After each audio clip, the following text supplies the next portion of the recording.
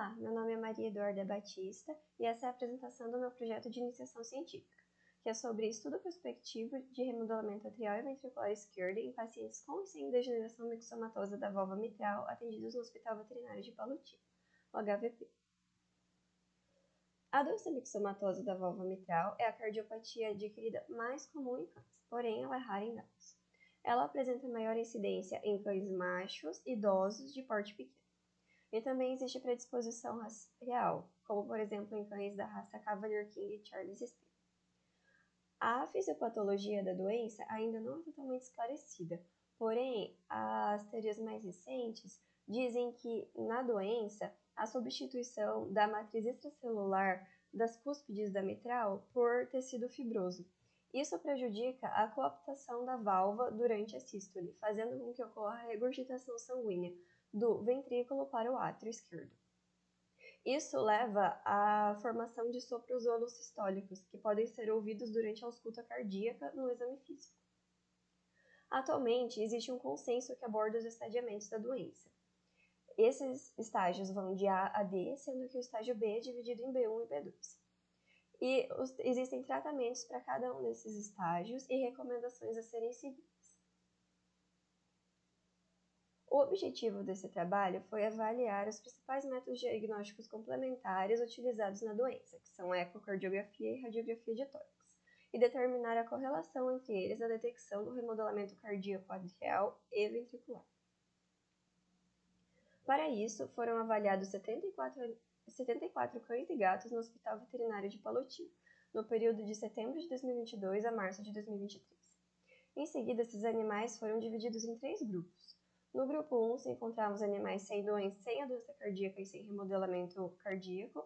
No grupo 2, animais com a doença cardíaca e sem remodelamento atrial ou ventricular. E no grupo 3, animais com a doença cardíaca e com remodelamento atrial e ou ventricular.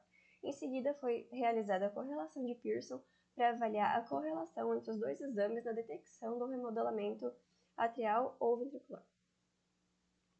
Como resultados, foi observado que 20,27% dos pacientes apresentaram remodelamento cardíaco em ambos os exames. 9,46% apresentaram remodelamento cardíaco apenas na ecocardiografia e 5,41% apenas na radiografia de tórax. 1,35% dos pacientes não apresentaram sinais de doença cardíaca em nenhum dos exames, e os demais pacientes apresentaram doença cardíaca, mas sem remodelamento atrial ou ventricular. Foi um total de 63,51% dos pacientes. As principais alterações na ecocardiografia em pacientes do grupo 2 foi o espessamento das cúspides da mitral e regurgitação de diferentes graus. Nos pacientes do grupo 3 foi observado aumento do ventrículo, aumento do átrio ou ambos. As principais alterações vistas na radiografia torácica foram o aumento do VHS, que indica cardiomegalia, abaulamento do átrio esquerdo, arredondamento da silhueta cardíaca, aumento do contato cardioesternal e aumento do VLAS. A radiopacidade de líquidos e tecidos moles são muito semelhantes na radiografia, por isso a radiografia não é um exame mais indicado para avaliar alterações de morfologia da válvula nem a presença de regurgitações. A radiografia ela é mais usada para verificar alterações hemodinâmicas consequentes da doença, como por exemplo, edema pulmonar cardíaco. Como conclusão, dos 74 pacientes estudados, 20,3% apresentaram remodelamento atrial e ou ventricular, em ambos os exames. E com isso, a correlação de Pearson indicou uma correlação moderada entre os exames, para identificar o remodelamento cardíaco.